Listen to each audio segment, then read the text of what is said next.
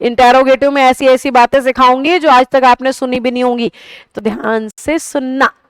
हमारे ना ज्यादातर बच्चों को लगता है कि इंटेरोगेटिव का मतलब तो लास्ट में एक क्वेश्चन मार्क, बस इतना ही। किसी से पूछो ना बेटा इंटेरोगेटिव क्या है, प्रश्नवाचक वाक्य, इसके लास्ट में क्वेश्चन मार्क होता है, उसी से पता लग जाता है कि ये इंटेरोगेटिव है और कुछ पता करने की जरूरत ही नहीं है। तो ऐसे बच्चों के लिए ना मैं एक सेंटेंस लिख रही हूं, ध्यान से देखना। मैंने कहा why you are here, why you are here. अब जो अधूरा ज्ञानी है ना ग्रामर का, उसको पता क्या दिख रहा है, वाई है, हाँ, लास्ट में क्वेश्चन मार्क है, हाँ पक्का इंटेरोगेटिव है यार, क्वेश्चन मार्क भी है, WH भी है। बच्चा इसको फट से इंटेरोगेटिव कह देता है, जबकि ये सेंटेंस इंटेरोगेटिव है ही नहीं। ये इंटेरोगेटिव तब होगा जब इसे लिखा जाएगा वाई आर यू हेयर। ध्यान से देखो, ऊपर वाला सेंटेंस गलत है, नीचे वाला सेंटेंस सही है, क्योंकि क्योंकि ध्यान से सुनिए, इंटेरोगेटिव सब्जेक्ट के बाद हेल्पिंग वर्ब नहीं लेते, इंटेरोगेटिव हेल्पिंग वर्ब सब्जेक्ट से पहले लेते हैं।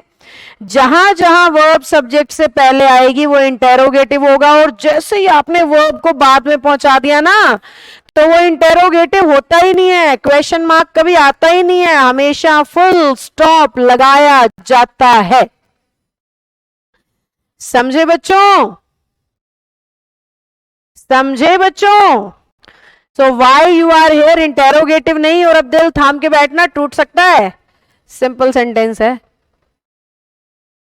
वाई यू आर हेयर को या तो ग्रामर में कहा जाएगा इनडायरेक्ट क्वेश्चन, या कहा जाएगा सिंपल सेंटेंस, क्योंकि इंटेरोगेटिव बनाने के लिए हमेशा हेल्पिंग वर्ब सब्जेक्ट से पहले होनी चाहिए। देखो एक और एग्जांपल से बताती हूं। एक तो मैं कहूं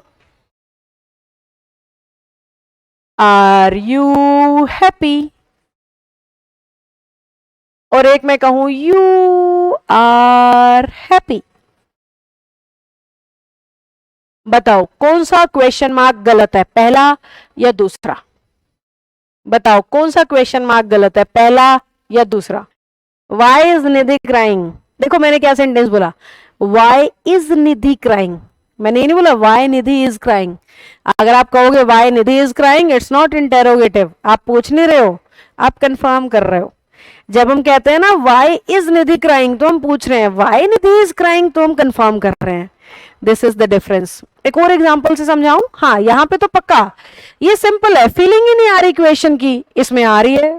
फर्क क्या है, अल्फा वर्ड्स तो सेम है, अल्फाबेट सेम है, देखो यहाँ हेल्पिंग वर्ब बाद में और यहाँ पहले, तो झगड़ा तो इतना ही है, हेल्पिंग वर्ब बाद में है या पहले। अगर हेल्पिंग वर्ब बाद में तो सेंटेंस सिंपल, अगर हेल्पिंग वर्ब पहले तो सेंटेंस इंटेरोगेटिव। एक तो सेंटेंस आपने लोगों के मुंह से सुना है हु आर यू,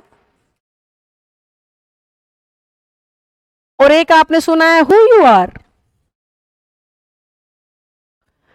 ऊपर वाले में मैंने क्वेश्चन मार्क लगाया है और नीचे वाले में फुल स्टॉप लगाया है। ऊपर वाले को कहेंगे डायरेक्ट क्वेश्चन और नीचे वाले को कहेंगे इनडायरेक्ट क्वेश्चन। कैसे? जब हम हेल्पिंग वर्ब को सब्जेक्ट से पहले लगा रहे हैं तो हम पूछ रहे हैं, और जब हम हेल्पिंग वर्ब को सब्जेक्ट के बाद लगा रहे हैं ना, तो हम कंफर्म कर रहे हैं कि ऐसा है या नहीं। चलो एक एग्जांपल देती हूँ। कभी ऐसा हुआ है कि आप पूरे बारिश में भीगे हुए घर पहुंचे हो? बताओ पहले, यस और नो करके बताओ। क्या कभी बरसात के मौसम में ऐसा हुआ है कि आप घर से निकले सूखे सूखे पर घर लौटे भीगे भीगे? अगर ऐसा हुआ है ना, तो पक्का ऐसा भी हुआ होगा, जिस व्यक्ति ने आपको सबसे पहले देखा उसने बड़ी हैरानी से कहा, अरे बारिश आ रही थी क्या, पूरा भीग गया यार तू तो। क्या बोलेंगे? अरे बारिश हो रही थी क्या? ये कोई पूछने की बात है? अगर मैं पूरा भीगा हूं, मैं बाहर से आया हूं, तो बारिश ही तो हो रही होगी ना, मैं कोई नदी में डुबकी लगा के तो आया नहीं हूं। लेकिन फिर भी पूछते हैं, कंफर्म करते हैं, बारिश ही हो रही थी ना भाई।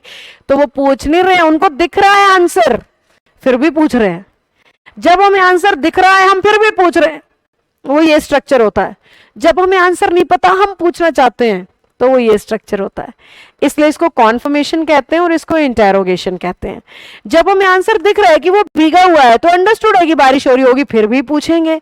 अरे चलो एक और एग्जांपल, हॉस्पिटल में ना ऐसे दोनों हाथों पे प्लास्टर, सर पे पट्टी और ऐसे टांग हवा में प्लास्टर में लटकी होती है, ऐसे पड़ा आदमी और जाके पूछते हो क्या हुआ, कैसे हुआ, क्या हुआ, दिख नहीं रहा क्या हुआ, फिर भी पूछेंगे क्या हुआ था यार, कोई बात है।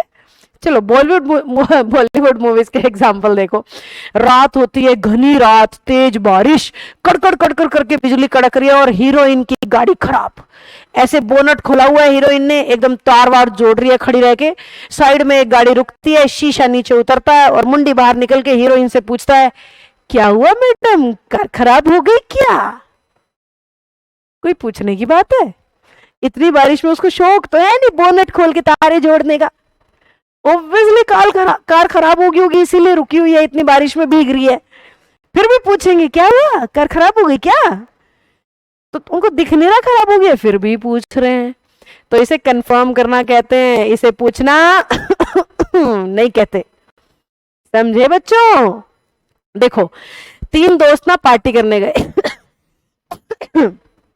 तीन दोस्त पार्टी करने गए, ठीक है, इकट्ठे बैठ के पार्टी कर रहे हैं, खा रहे हैं, पी रहे हैं, नाच रहे हैं, गा रहे हैं, सब कर रहे हैं, किसी छोटी सी बात पे दो का झगड़ा हो जाता है, मार कूट, बाल पाड़ रहे, कपड़े फाड़ दिए उन दोनों ने एक दूसरे के, तीसरा कह रहे हैं रहने दो यार दोस्तों, अभी तो अच्छे खासे खेल रहे थे, हंस रहे थे, अभी क्यों लड़ाई कर रहे हो, छोड़ो बस करो खत्म करो। वो दोनों पता क्या करेंगे, उस तीसरे को लात मार के चल हट तू है कौन, क्या बोलेंगे उस तीसरे को, चल हट तू है कौन, कौन है तू नहीं, तू है कौन, कौन है तू नहीं, तू है कौन, क्या इकट्ठे पार्टी कर रहे थे, जानते नहीं क्या वो कौन है, फिर भी बोल चल हट तू है कौन, तो पूछ नहीं रहे हो, आपको पता है वो कौन है, समझे। तो इस तरह के स्ट्रक्चर में हम नीचे वाले सेंटेंस को यूज करते हैं सब्जेक्ट के तो जब हेल्पिंग वर्ब सब्जेक्ट से पहले आप पूछ रहे हो, जब हेल्पिंग वर्ब सब्जेक्ट के बाद या तो आप बता रहे हो या आप कंफर्म कर रहे हो, हमें काम दिख रहा होता है फिर भी हम पूछ रहे होते हैं, उसको कहते हैं नीचे वाला स्ट्रक्चर, सॉरी ऊपर वाला स्ट्रक्चर, हमें नहीं पता हम पूछ रहे हैं, वो है नीचे वाला स्ट्रक्चर। तो इसमें आप पूछते हो, इसमें आप कंफर्म करते हो या जाहिर करते हो या बताते हो, पर पूछते तो पक्का नहीं हो। चलो फटाफट से बताओ, क्या इंटेरोगेटिव में पूरी बात समझ आ गई जो सिखाना चाहते हो, कॉन्सेप्ट क्लियर हुआ, कुछ नया सीखा,